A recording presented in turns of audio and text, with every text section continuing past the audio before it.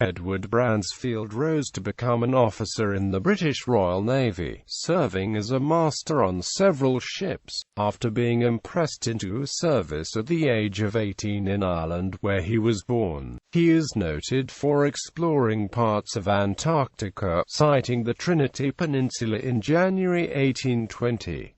Early life. Edward Bransfield was born in Ballinacurra, County Cork, Ireland, in c. 1785. While little is known of Edward's family or early life, the Bransfields were thought to have been a well-known and respected Catholic family. The Bransfields may have had enough money to pay for Edward's education, but because of the penal laws, it is more likely that he attended a local hedge school. On the 2nd of June 1803, Bransfield, then 18 years old, was removed by British sailors from his father's fishing boat and impressed into the Royal Navy. He began as an ordinary seaman on the 110-gun first-rate ship of the line HMS Ville de Paris, where he shared living quarters with William Edward Parry, then a 12-year-old midshipman.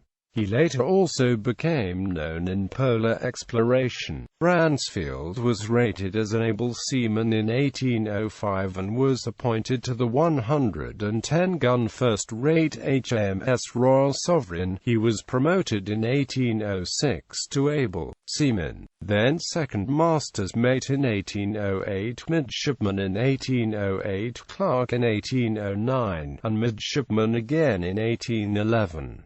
By 1812 he had achieved the rank of second master, and in the same year he was made acting master on HMS Goldfinch, a 10-gun Cherokee-class brig sloop. Between the years 1814 and 1816, he served briefly as master on many fifth-rate ships. On the 21st of February 1816, he was appointed master of the 50-gun fourth-rate HMS Seven, leading it in the bombardment of Algiers. During September 1817, he was appointed master of HMS Andromache under the command of Captain W. H. Sharef. It was during this tour of duty that he was posted to the Royal Navy's new Pacific Squadron off Valparaiso in Chile, Antarctica. During 1773, James Cook sailed beyond the Antarctic Circle, noting with pride in his journal that he was undoubtedly the first that ever crossed that line.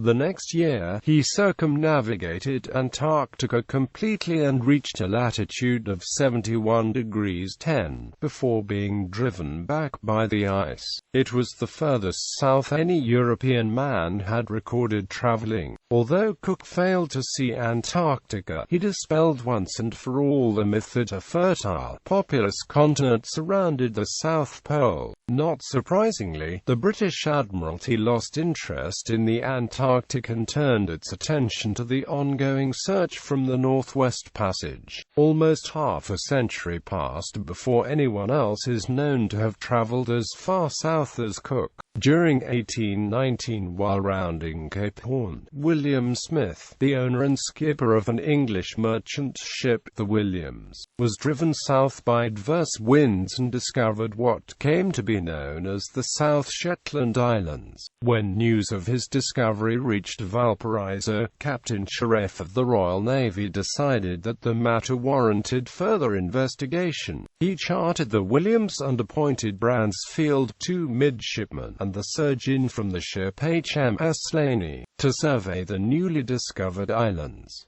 Smith remained aboard, acting as Bransfield's pilot. After a brief and uneventful voyage into the Southern Ocean, Bransfield and Smith reached the South Shetland Islands. Bransfield landed on King George Island and took formal possession on behalf of King George III. He proceeded in a southwesterly direction past Deception Island, not investigating or charting it. Turning south, he crossed what is now known as the Bransfield Strait, and on the 30th of January 1820 sighted Trinity Peninsula, the northernmost point of the Antarctic mainland.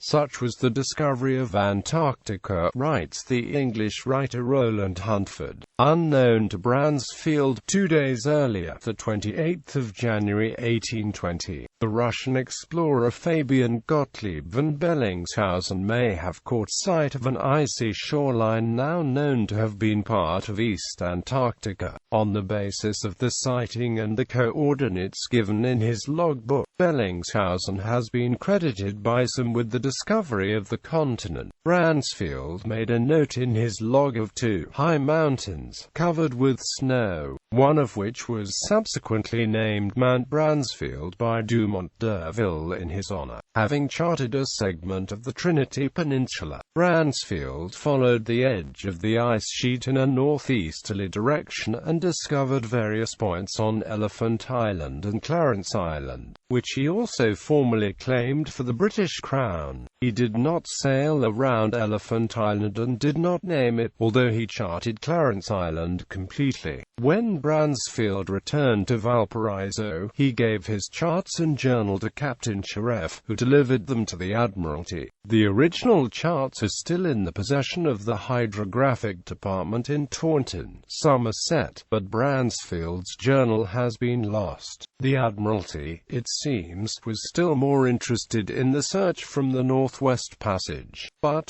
2 private accounts of Bransfield's historic voyage were published during 1821. During recent years, the journal of one of the midshipmen, Charles Poynter, was discovered in New Zealand. An account has been published by the Hacklight Society, edited by Richard Campbell, R.N. Later life. The remainder of Edward Bransfield's life was obscure. He died on the 31st of October 1852 in his 67th year and was buried in Brighton, England. His wife survived him and was buried in the same grave after her death in 1863.